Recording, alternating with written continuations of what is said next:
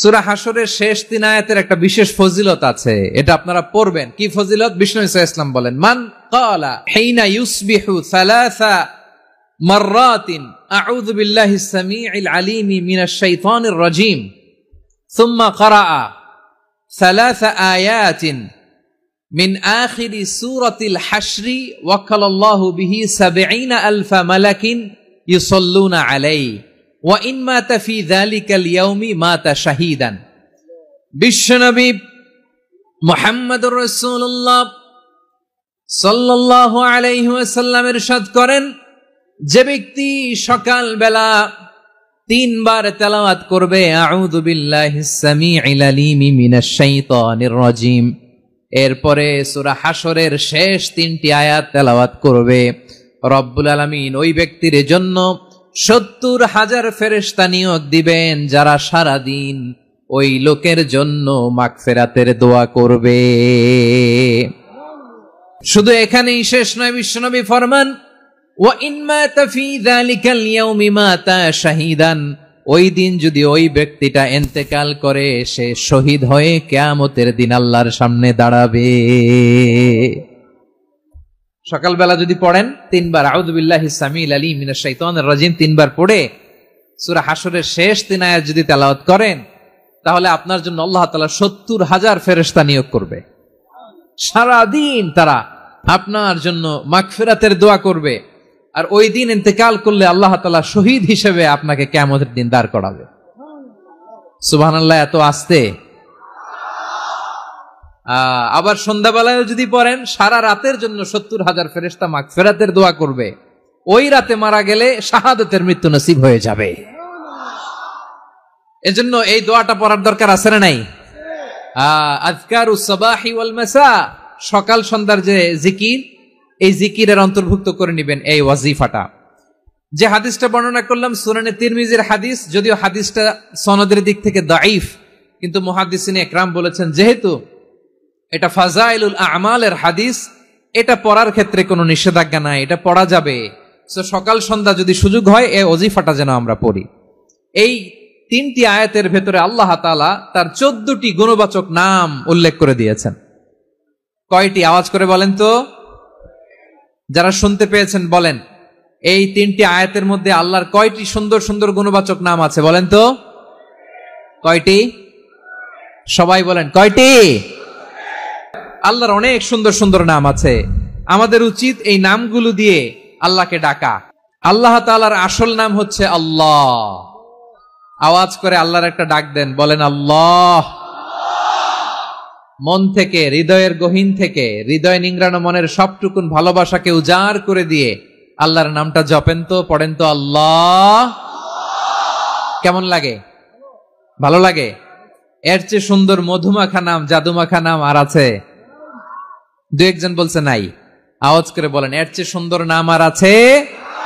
আল্লাহ নাম যতই জপি ততই মধুর লাগে, নামে এত জাদু থাকে কে জানি তো আগে। আল্লাহ নাম যতই জপি, ও নাম জপে প্রিয়তম, ও নাম জপে মজনু সম, ওই নামে পাপিয়া গাহে হৃদয় গোলাপে বাগে। আল্লাহ নাম যতই জপি। আল্লাহু আকবার। এত মধুর নাম আর দ্বিতীয়টা নাই, যতই জপি ততই ভাল লাগে, ঠিক কিনা বলেন?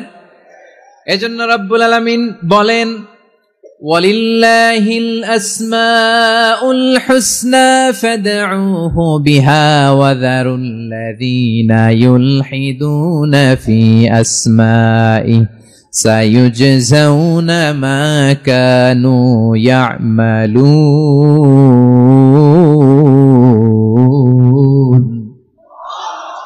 আল্লাহ বললেন, আমার অনেক সুন্দর সুন্দর নাম আছে, অনেকগুলো গুণবাচক সুন্দরতম নাম আছে, তোমরা এই নামগুলো ধরে আমি আল্লাহরে ডাকো, আর যারা আমি আল্লাহর নামের বিকৃতি ঘটায় তাদেরকে তোমরা বর্জন করো, আর তারা দুনিয়াতে যা করেছে আখিরাতের ফল তারা ঠিকই পাবে। সুবহানাল্লাহ বলেন।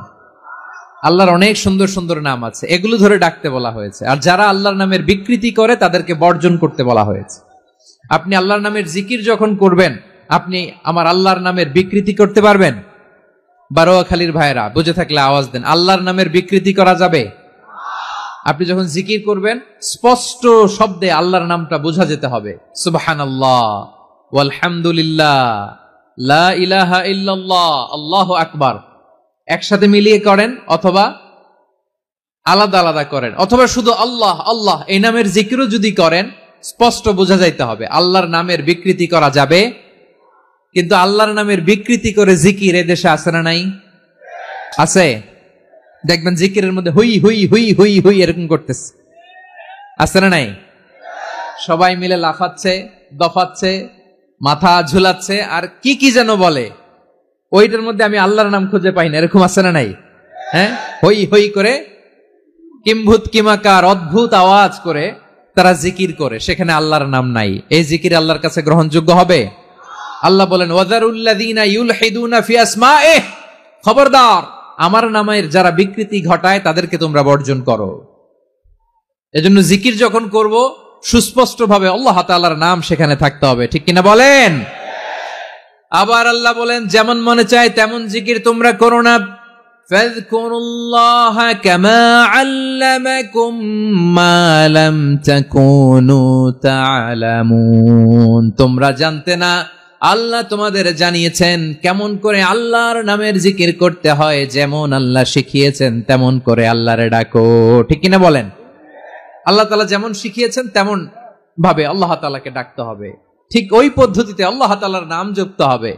কোন পদ্ধতিতে সেটাও আল্লাহ বলে দিচ্ছেন। আল্লাহ তাআলা বললেন ওয়াযকুর রাব্বাকা ফি নাফসিকা তাদাররুআন ওয়া খীফাতান ওয়া দুনাল জাহরি মিনাল কওলি বিল গুদুই ওয়াল আসাল ওয়া লা তাকুম মিনাল গাফিলিন, খবরদার আল্লাহর নামের জিকির করো, আল্লাহকে ডাকো। ফি নাফসিকা মনে মনে, তাদাররুআন সবিনয়ে, খীফাতান ভীত বিহবল চিত্তে, দুনাল জাহারি মিনাল কওল অনুচ্চ স্বরে অনুচ্চ আওয়াজে। এভাবে আল্লাহরে ডাকলে সেই ডাকা কবুল করে নিবে কে? তাহলে আল্লাহকে জপতে হবে মনে মনে, সবিনয়ে, ভীত বিহবল চিত্তে, অনুচ্চ স্বরে, এভাবে জিকির করতে হবে। বিশ্বনবী ইসলাম এবং বিশ্বনবীর সাহাবারা ঠিক এই পদ্ধতিতে আল্লাহ তাআলাকে ডাকতেন। তাহলে এই যে আল্লাহ তাআলার সুন্দর সুন্দর নামগুলো আছে, এগুলো ধরে আমরা আল্লাহ তাআলার জিকির করব, তার প্রশংসা করব, তার পবিত্রতা বর্ণনা করব, তাহলে খুশি হবেন কে? বিশ্বনবী ইসলাম বলেন আশ-শাইতানু জাসিম আলা কলবি ইবনে আদম, শয়তান বনি আদমের কলবের মধ্যে এরকম খামচি মেরে বসে থাকে। খামচি বোঝেন তো?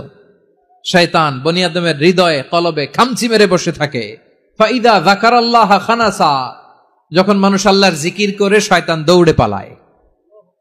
ওয়া ইদা গাফালা ওয়াসওয়াসা, আর মানুষ যখন অমনোযোগী হয়, গাফিল হয়, শয়তান আবার টেম্পটেশন দেয়, আবার ধোঁকা দেয়, আবার ওয়াসওয়াসা দেয়। এজন্য বিশ্বনবী বলতেন লা ইয়াজালু লিসানুকা রাতবান মিন যিকরিল্লাহ, সব সময় প্রতি মুহূর্তে সর্বক্ষণে তোমার জিহ্বাটা আল্লাহর জিকির দিয়ে ভিজা রাখবা, আল্লাহর জিকির দিয়ে সিক্ত রাখবা, তাহলে কবুল করবে কে? সবাই পড়েন সুবহানাল্লাহ, আলহামদুলিল্লাহ, লা ইলাহা, সুবহানাল্লাহ, আলহামদুলিল্লাহ, লা ইলাহা ইল্লাল্লাহ।